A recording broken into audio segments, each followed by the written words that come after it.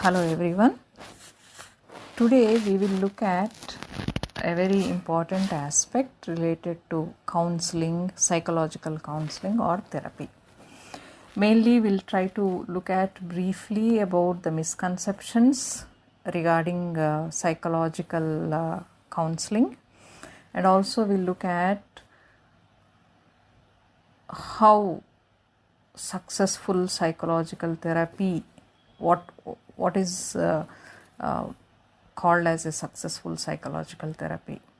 So looking at the misconceptions, the common very practical misconceptions that we come across in our clinical practice is that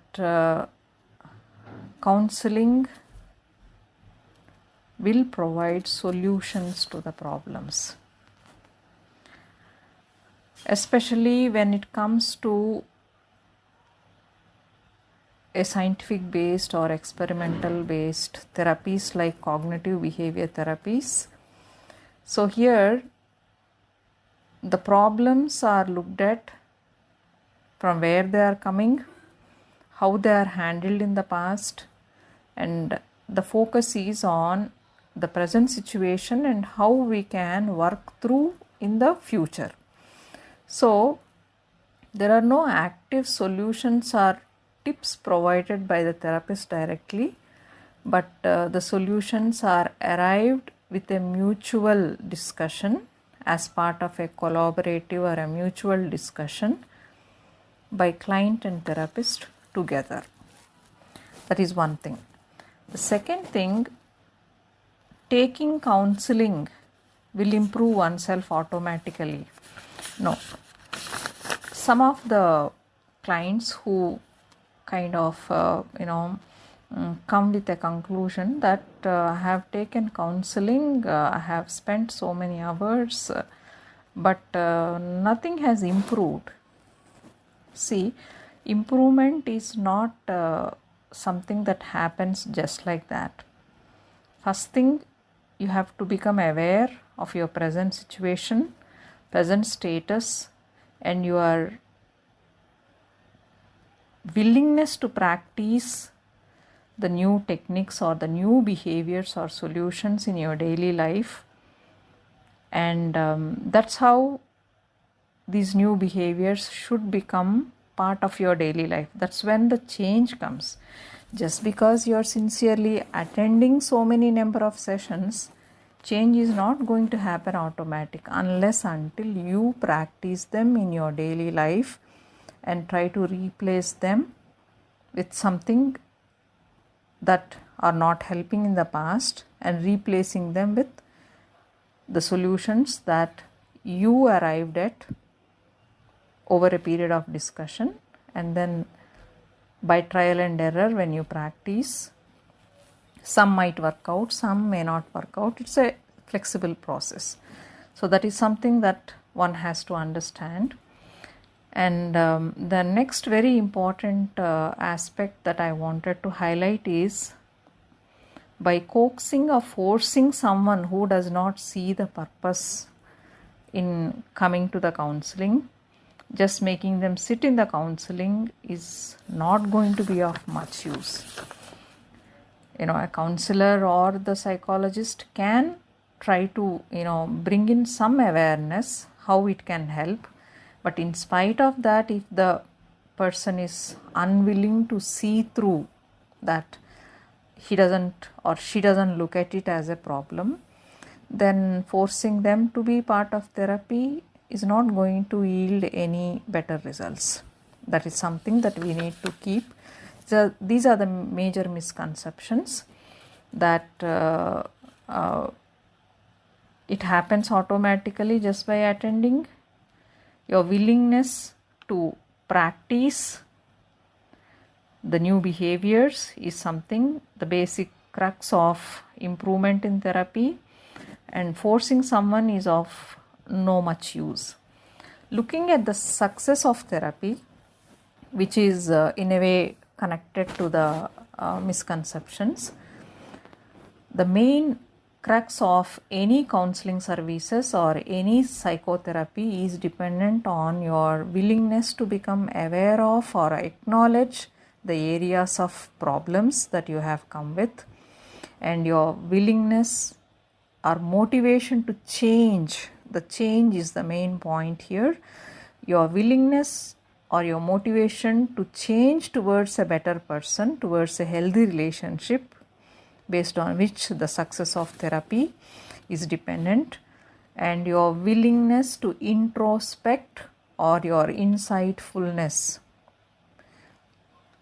that your where your coping mechanisms are not working, and your willingness to try out new coping mechanisms or new solutions. That's when the change happens.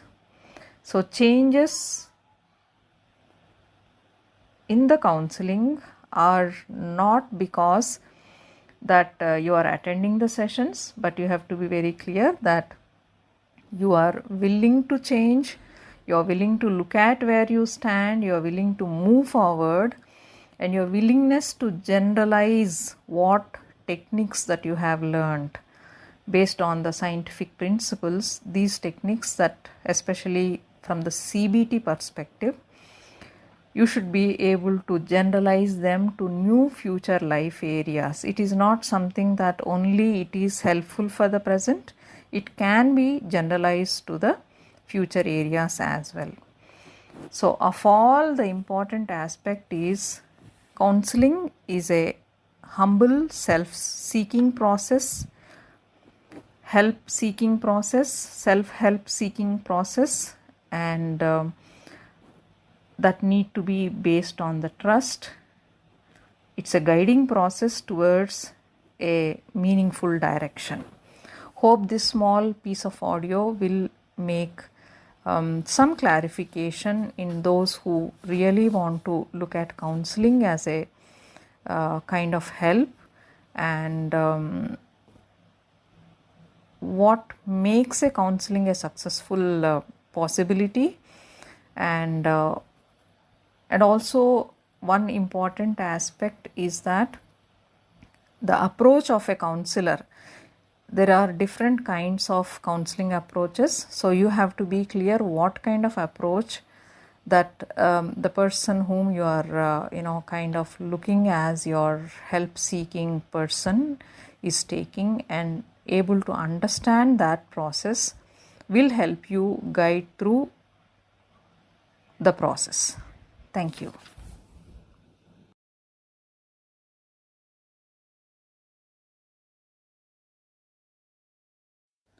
One very important factor that we need to keep in mind when you are approaching counseling or psychotherapy is that we are trying to unclutter the mind, which is clouded with a lot of negative thoughts. It's like this: when you want to clean your house and you see a lot of clutter has been added in your house, when you want to reorganize it, for a while there is a disturbance. So it's also, the opinion also goes with some clients is that after attending a couple of sessions, I feel more disturbed, it's more painful, and it's not helping. That is too early a conclusion to make. When you are cleaning your house, there is a disorganization. When you are trying to unclutter your thought process, also there is a disorganization. Once you are able to endure that and then move forward, the clarity comes. Like how when you decorate your house or reorganize your house, how nice you feel.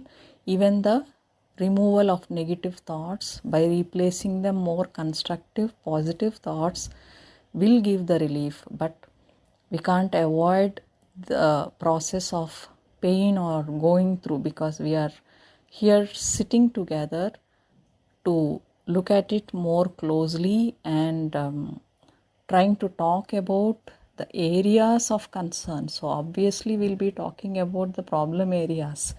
We are not going to sit and talk the happy moments of your life. So that is something that important to keep in mind when you approach therapy.